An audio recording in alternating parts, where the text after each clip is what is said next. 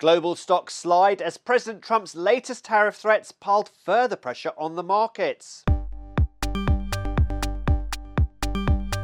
Well, the talk of an additional 10% on Chinese imports and that the US will press ahead with levies on Canada and Mexico from next Tuesday seem to have caught investors off guard. Well, Vicky Pryce is Chief Economic Advisor at the Centre for Economics and Business Research. Vicky, we seem to be on the edge of a full-scale global trade war, and that seems to be hurting the US economy most at this moment in time. And there's more evidence that consumer confidence is also taking a hit. So how worried are you about the state of the world's largest economy? Well, for the moment, of course, if you look at the data for the last quarter, we still saw considerable growth, annualized about 2.3%, which was okay. But of course, the question is what happens next? And there is a huge amount of uncertainty because of those tariff increases, which one moment are on, the next moment off, then they come back on again. So we'll see what actually happens. We're talking about those tariffs being introduced now properly on March the 4th. See if it actually happens. And it is a little bit surprising because in many ways, we still hear the same story that is to do with migration, is to do with drugs coming through the borders, whether it's Canada or Mexico. But both countries have taken steps for both areas to limit some of that impact. So you wonder really what the point of this 1 month delay or slightly longer has been in imposing those tariffs. But it is certainly causing quite a lot of concern. And also for China, that's a second increase from the 10% we saw before, another 10% extra.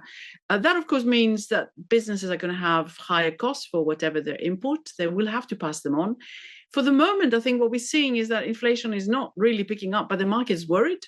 And they're also worried about what the Fed will do, because obviously, if the inflation prospects are uncertain and stay high, then obviously the Fed will also have to think again what it does. But we may get a little bit of a relief when we get some of the latest inflation data coming through today. Maybe it's not as bad. And we've also got, of course, an issue about jobs in the US. Not only has confidence come down, but also we've seen jobless claims go up quite significantly, and that has been a worry when you look ahead. Well, you mentioned there the PCE measure of inflation. We get the data later today.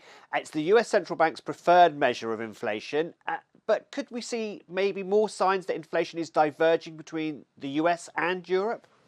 The interesting thing is that it's about the same level. What we saw in January was that the Eurozone had inflation of 2.5% on its headline figure, which was a little bit less than the US, which is about 3%.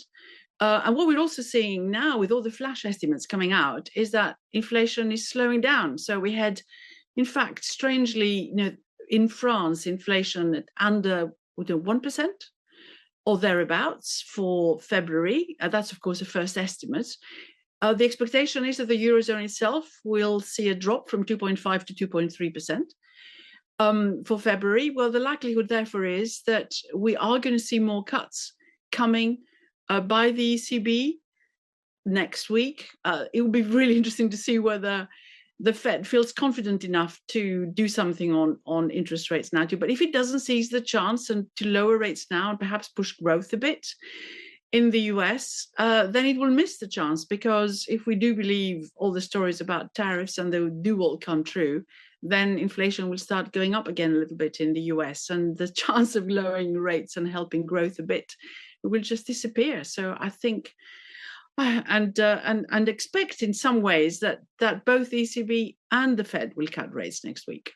Well, that's the key thing, isn't it, Vicky? Because we expect inflation to come down, we expect rates to come down, but we're not really seeing that sort of narrative playing out. Why do you think that is? I think the central banks have been hit before when inflation started going up, and they were a little bit slow in raising rates. And I think they've lost a lot of their confidence. But that isn't the case with the ECB. And I think that's really interesting. Although there is the odd member of the decision-making body remains quite hawkish, particularly Isabel Schnabel. What we see is that the rest of the team seem more inclined to be on the cutting side. And there is no doubt that what the ECB has generally been worried about is a repetition of what they saw during the Eurozone crisis, which is deflation. And remember that for a few months last year, we actually saw in a number of countries prices falling, even year on year, not just in the month, but year on year. And that is, I think, the greatest worry that the ECB has at present.